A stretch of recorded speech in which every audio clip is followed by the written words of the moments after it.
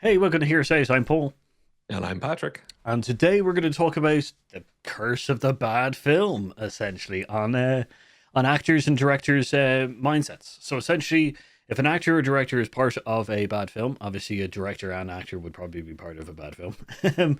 But if they're part of a bad film, what's the toll on essentially that actor and director? So we're going to essentially just talk about some.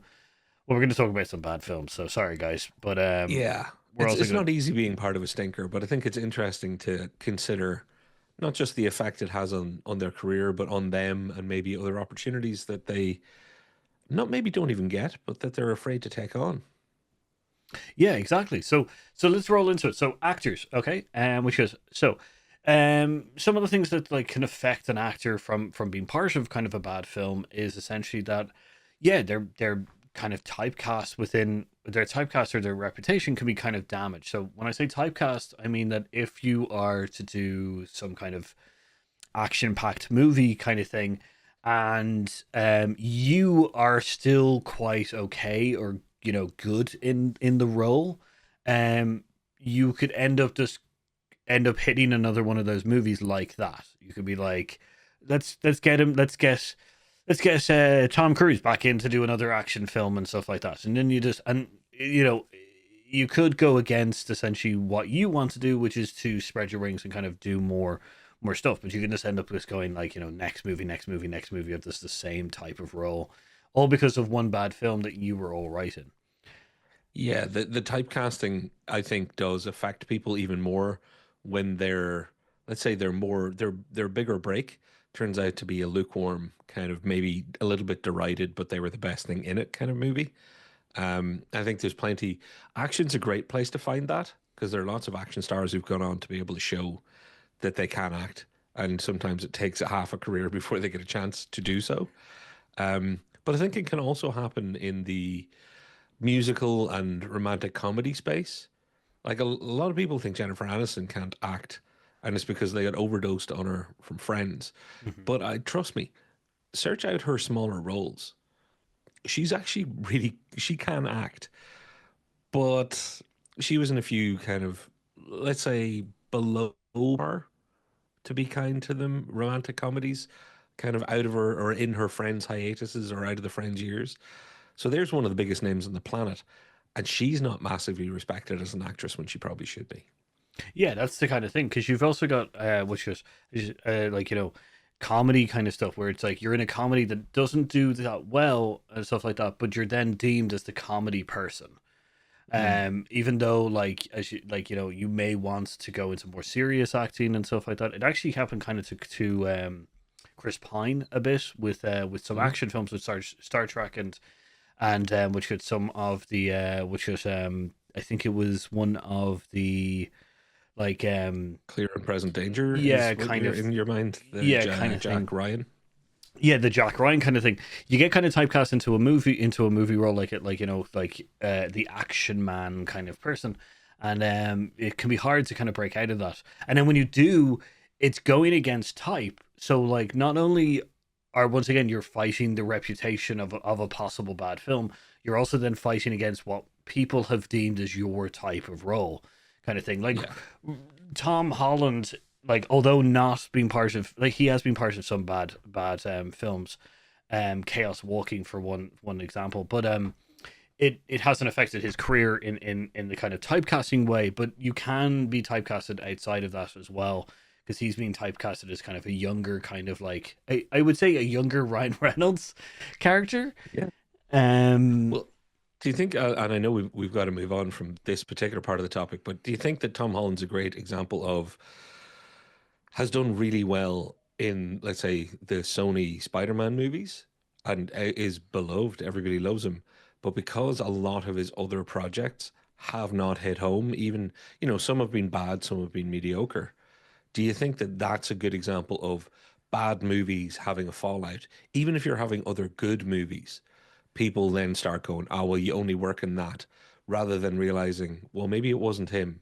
It was actually just bad project choice or unlucky timing with what he ended up with. yeah, like that's an interesting one in the sense that like yeah, he's probably with the like as we talk later on, he probably hasn't been as affected with being in bad roles as he because he has good roles there, kind of thing. But then yeah, being kind of like I guess pigeonholed into he just does that type of movie. Yeah. I don't think it's fair because Cherry, one of Mhm. his smaller roles and stuff like that, although the movie is not amazing, his role in it with his range and stuff like that is quite good. Like Yeah, but the movie casts a shadow, which is a real shame. yes. So, but like, I think that it's like one of those things where it's like you can with Chaos Walking and a couple of other ones. It's and Uncharted. It's kind of his like it's he isn't great in it and the movie isn't great. Whereas Cherry, he's quite good in it. He's like Yeah, quite good, but the movie isn't good. So you kind of so he has this weird yeah. kind of like I guess good movie, bad movie, and then kind of like it's a bad movie, but he's really good in it, kind of mentality kind of thing. But yeah, I can see from a general public kind of point of view that he would be kind of like he just does superhero movies and he's good at that, so he should stick to there.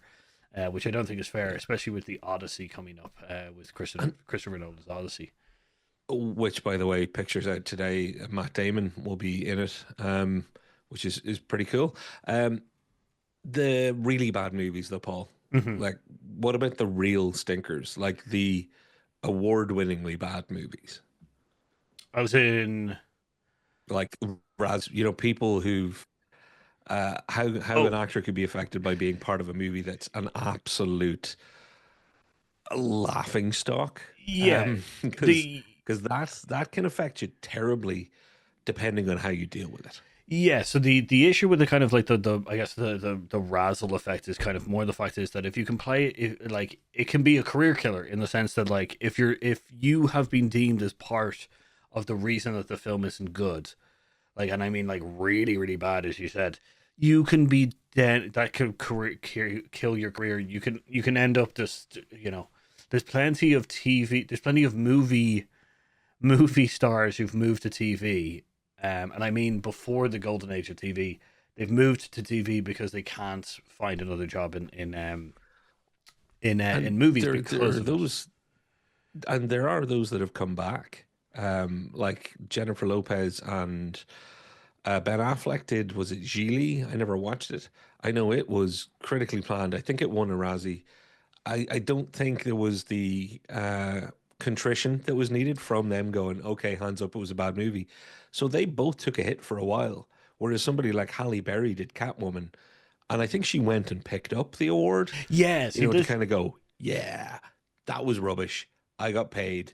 It seemed like a nice idea, but eep, sorry. Yeah, see that award kind of system as well is also very painful because it can be like you get a really bad award, you're it's so bad that you're part of the bad award kind of like system that Yeah. it can be it can kill your career because you've been included in it, or like you can play it off a joke if you can play it off as kind of like it's just it was a bad role, like ha ha ha, like sorry, I can move on to another one, or another other role kind of thing. It's fine, like if you have that confidence to be able to play it off, then it's kind of easy. But once you get locked into that kind of like bad award kind of I guess Yeah. system, It, it can be. it's it's all about how you take it. I think at that point when something is internationally being ridiculed, I think you got to do a Halle Berry, or you actually hit somebody else Yeah, who kind of Ryan. lent into it. Yeah, Ryan Reynolds with Green Lantern. He like obviously he made Deadpool 2 like essentially has a reference to how bad it is, and every time it's brought up, either he brings it up himself or when it is brought up, he makes some kind of joke, like self-deprecating joke about it.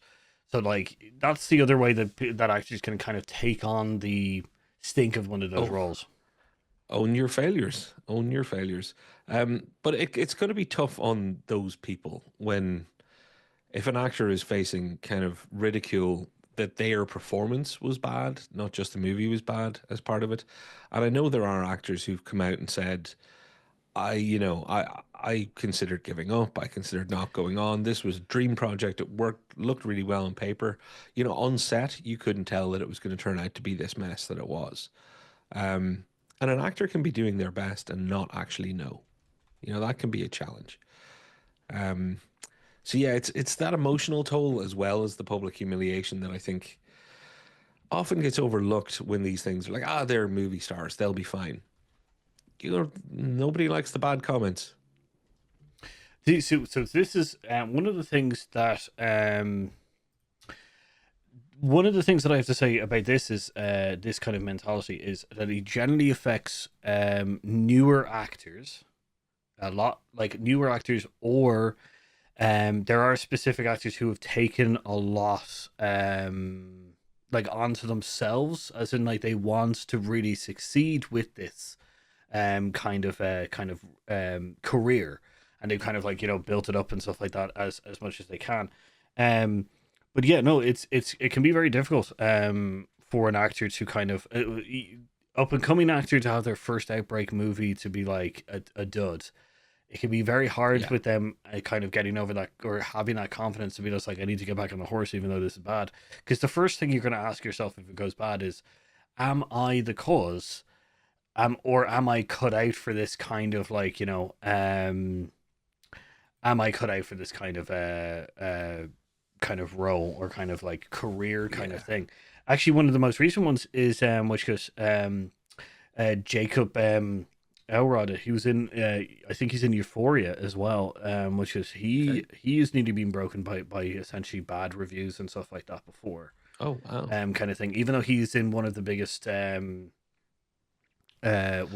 kind of like Well, TV shows at the time and stuff. one guarantee the internet can do is it can generate hate. You can be one of the greatest actors of all time.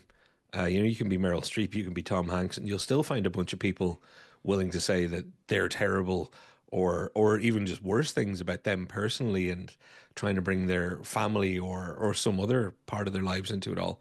So yeah, for a new actor, people are very ready to dump on you if they're picking on the people who've already proven their worth. Can you imagine just how hard it is as somebody starting out before you even have that shield of saying, look at my 9 Oscars and the fan base of hundreds of millions of people? Yeah, like I will say that that is one of the most powerful tools or of the internet is the fact is that everybody is a couch critic Mm. kind of thing, and it can get on top of each other. Christian Stewart has had a Just very hmm? including us, Yeah, because yeah, someone will no. point out, including us. Well, I also like to point out that we try to be very kind of like understanding of like a It's lot true. of like I'm pointing this video is especially in the sense that we Yeah. can understand the difficulties of what an actor can go through. As I said, Kristen Stewart has had a constantly a checkered kind of career of like people questioning her talents and stuff like that. But I have to say that there's plenty of examples of just how good Kristen Stewart is. There is plenty of also examples of how bad a movie she has been has been. But I wouldn't Yeah. also say that that's solely because of Kristen Stewart being Yeah. True. disinvolved kind of thing. But yeah, so it's hard because public humiliation, the industry humiliation and stuff like that can be very telling on an actor. And there's a lot of actors who have quit and also nearly quit and talk about this. So like I guess my message with the actor side of things is like, hey, couch critics realize that this can be a difficult thing because you're not doing it. Yeah. I'm not doing your job. You're not doing my job. We're not doing their job. So, like, sometimes cut them a bit slack, you know? Yeah. Criticize a performance by all means, but make sure that you're very clear that it's your relationship to that performance and not that this person is rubbish and should, burn in hell for not pleasing you that day, Your Majesty, which is how a lot of the internet approaches things that they see. It was made entirely for and entirely meant to be completely for them at all times. Yeah, Not actually, every jam is your jam, folks. Not every jam is your jam. yeah. And actually, another one just actually that you remind me, another part of this mental, which goes the kind of like the emotional kind of stress that can be placed on on an actor is specifically playing roles that are beloved. Mm, Which is Evans and like Robbie Downey Jr. probably had a monumental, and I'm just choosing those two right now, had a monumental pressure put on them of playing Captain America, like Steve Rogers, and which is Tony Stark, Iron Man. that is a massive amount of emotional pressure to consistently also. Once you give one Yeah. good provision, like good performance, you're going to be asked to do another and another. Like, I um, wouldn't have even chosen them for the simple reason that they were newer, but imagine being the first Superman after Christopher Reeves or being the first Batman after Keaton. It's the beloved created by someone else that can make it even worse sometimes. Clooney took a hit. It was a bad movie. Kilmer took a hit. Slightly better movies. But my God, do you remember like Brandon Routh? He was going to have a career any minute now. mm, And was Superman Returns? yeah, Um, the kicking he got because everybody had an idea in their head of what Superman was, and he had to go and take that all right on the chin. He got the kryptonite punch right to the head yeah. to allow the world to have its Henry Cavill. You know, he had to burn up the bad to allow somebody else to have a bit more of a clean slate. But like, it's that's the other thing is it can also that mentality can also happen before you actually even step Yeah, on the stage as well, which kind of have effect of your performance as well. So just talking rough, about that. But rough. onto the second group of people who also have which is a large to do with movies, directors. Directors. Uh, Now this is an interesting one, which is, and I do understand that there may be very topical things right now, or not topical things, depending on when this video comes out. Creative control versus compromise. Creative control, like I understand that there may be some creative control issues with certain movies that are or certain Blake Lively and which okay, is yeah, that I was creative talking about control that. Yeah. stuff. Yeah, because a lot of Okay. Yeah. directors have come out about creative control and stuff like that. But creative control versus compromise. That's specifically when the creative control, the director's vision, versus essentially what the studio and the producers want to have in it, kind of thing. Yeah. This is where the balance of essentially the business and the creative side comes into it.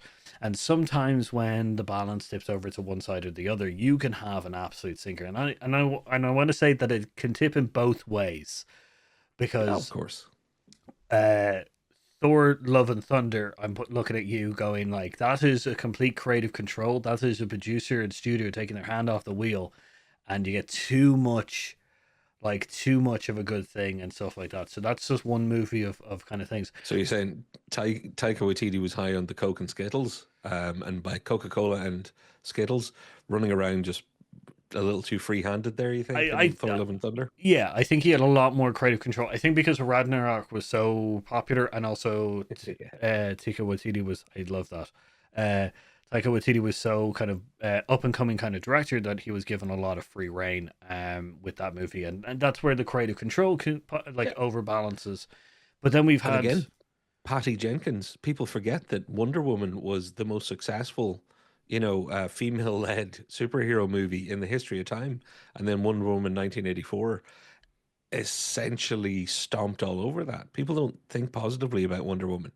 And I wish they would go back and just watch the first one over and over again and never watch anything after that. yeah, and that's a She good was given too much control, same thing. yeah, like it just happens where sometimes there's just beats and stuff like that that the studio wants to hit, and they put guardrails, I guess, on the kind of the movie itself.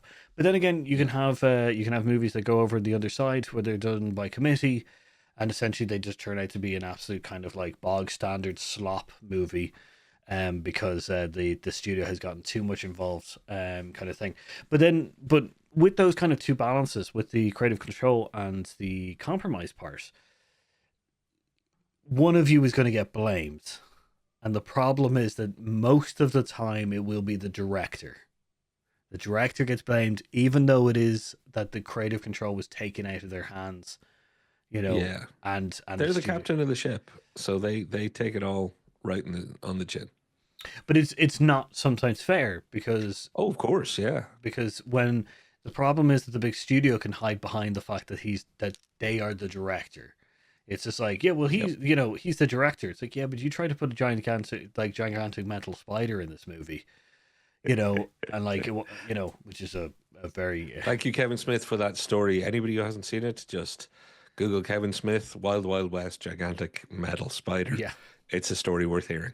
yeah, like it can have that kind of like studios can hide behind the director quite well because and also they can weather the storm a lot easier because of their piles of wall like money walls, and the fact is that it's multiple people rather than one kind of thing. Yeah. Now, as I said, creative control can also go the wrong way as well, which is where it can just um I guess it just goes off the like it just completely just creative control can just end up going off the rails. Like I just did. Um Well, do you think that because like do you think a director's okay, let's say a film is a flop financially, box office wise, it's a flop with critics, it's a flop with the public. Do you think that the director, let's say nobody blames the actors, mhm. so then they're straight back to, is it the director, is it the writer, or was it studio interference slash the producers? I always wonder how many times you never see a director take their name off a film, but I've seen there's a long history of writers taking their names out or pushing the pseudonym in. I think sometimes directors are contractually hamstrung in a way that they wouldn't get to work again if they started taking their name out. Or, and I know there's what is the placeholder name that I'm Yeah, trying to think that's of? the What? thing I was going to talk about. There is that famous director name that is placed. So Yeah, I can't remember. Which there's a so writers use an equivalent also. I just can't think of it right now. Apologies, folks. We'll put it in the comments. Don't worry. Yes, Um, just to kind of fill you in there, which is what we're talking about is that sometimes when a director doesn't want to be affiliated with a film, but they have completed the film, there is a mm, placeholder name for like directed by this thing, or this name kind of thing. But off the top of our heads, we can't remember it. yeah, So we'll put it. We'll either the editor will put it in the section with the thing there with you go. loud, like But yeah, that's the. There's two things wrong with what like so either you have that name there and because it's very easy to find out that the director has been involved in that project for how many years and so or how, like Mm, how long, and then they put that name on it. You kind of go, okay, cool, that's something's wrong there. The other thing is, yeah, sometimes you are contractually obliged to stand right beside that thing, and you cannot get out of that. yep. And that can be like it can be a stain on your career in the sense that like you can't get away from it. If like Taika Waititi, we haven't heard much from him since like Thor: Love and Thunder, other than TV shows and stuff. Mm. Um, He's got a project in the pipeline, but yeah, no, I think your point stands yeah, pretty well. he's laying low, and like that happens with a lot of directors and stuff, where they'll lay low from projects for a while, kind of thing. There is a level of director that once you get to, it doesn't matter.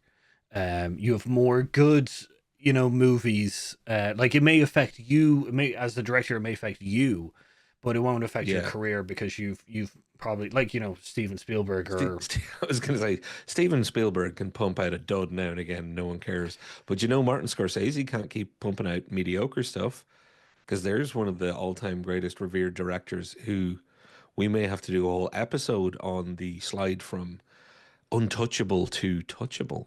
Because mm, there are certain names that have just been untouchable, and you start doing enough things that stink, and people start saying it's you. Um, and I'm not talking about Roger Corman making cult classic movies. That's a different story because they're loved for what they are and the ingenuity and skill of how they were made. Um, but no, when you've got all the oomph behind you and you're producing poop, you only get one or two of those in a row before people start going, was he ever really that good? Was she ever really that good? well, that part is where it comes out of the are you losing like is should you be calling it a day kind of thing, because there's a lot of great directors out there that are either producing now instead of directing and stuff, that are like they're stepping back from the Yeah. director's seat and more kind of producing. But yeah, no, it's one of those difficult things, which is just yeah, if you are just a couple of dud movies and stuff like that as the director, there's plenty of places that you can turn to blame, but like they're ghosts in a sense. I know, Like Yeah. producers and studios are ghosts. Like when it comes to, they're not like when you've got like a lineup of people to blame kind of thing. There's no one particular studio person that's going to be standing in the lineup kind of thing. You're going to have a few of the actors, the writer, and the director, essentially the creatives, kind of Yeah. standing there, and then there's just going to be a studio logo that's just going to be like standing there, and it's there's no one to particularly blame kind of thing, which is a difficult The thing. buck has to stop somewhere, and everybody get your hands under the table so it doesn't stop with you. That's it. Yeah. Um, do you want to talk about kind of the wider reaching, kind of the ripple effect, and how maybe people come back? Well, I do want to say just one thing. Sometimes, like with directors, there has been like and we won't go too far into it. There has been directors that have had the lucky break of making a film that's so bad it has become a cult classic, and they are so rare. But believe me, some of those directors are absolutely like happy and like fantastical that they have a cult classic. Because I will say this: if you are a director and you do not have a cult classic, like I don't know what you're doing, because like James Cameron, like Christopher Nolan, Tim Burton, like there's plenty of like big name directors out there who have a cult classic to their name, even though they are big names kind of thing. So you kind Yeah. of want that badge. It's the only badge of a bad movie that you want. But yeah, sorry. The ripple effect onto like the wider group, which is yeah. So this is the other thing is studios, production companies that are smaller and stuff like that than like the bigger houses like Disney and Universal and Paramount and stuff like that can be shut down because they've been part Mm. of a bad project. Like if me and Patrick wanted to continue Heroes as a production house, if we were to do one movie and it was a bad kind of movie, financially and like our reputation as a producer Yeah. or a production house will be destroyed, kind of The thing. game done. Yeah, and that's the kind of thing that has a far effect on crews and stuff like that. On top of that, yeah, your reputation can also be affected as a focus puller or as part of the crew kind of thing. So Well, stink does tend to spread and stick to people. Like if your CV has more Howard the Ducks than it does ETs on it, then people will be like, oh, so either you're cheap enough that people are happy to go with you, but you're only mediocre at what you do, and that can count across the whole casting or the whole crew. But I think one of the other things is people forget that the movie business is still a relatively small business. So if you have a dud and you're the director or actor maybe that was seen to be the reason for that dud, everybody else that has that negative reflected kind of stink on them may not be that excited to work or see you next time. And that's another subtle psychological side of all this. It's like, oh, hey, it's good to see you again. Remember that last thing we worked on? We better be able to laugh about it now because it nearly cost me my entire career. Ha ha ha ha. yeah, that's the thing. As you said, it's because it's a small industry. As a crew, like we may not know crew members and stuff like that specifically in the movie industry, but they know each other and stuff. And you can be affiliated with some bad movies and stuff, and it can just superstition isn't that far fetched as well, kind of thing. Where it's just like that person has been on too many bad projects, so they must be a jinx kind Yeah. of thing. Um, but yeah, so which is obviously there is some stories where people have bounced back from these things. Directors have bounced back, studios, audiences, and everything have bounced back from these kind of things, which has been great. Kind of thing. There's nothing better than an actor rallying or a director coming back with their magus opus Yeah. or something like that. So just as Hear Us Out here, we would like to say that we need to kind of look after actors and directors on these kind of movies and TV shows and stuff like that. So please be aware that you are affecting kind of an actual person. But our final thoughts. Let us know down below what you think of any actors who've been a part of any bad projects, and yeah, let us know if you like the show. Otherwise, I've been Paul, And I've been Patrick. and we've been Here to Say. Chat to you later. See you next time.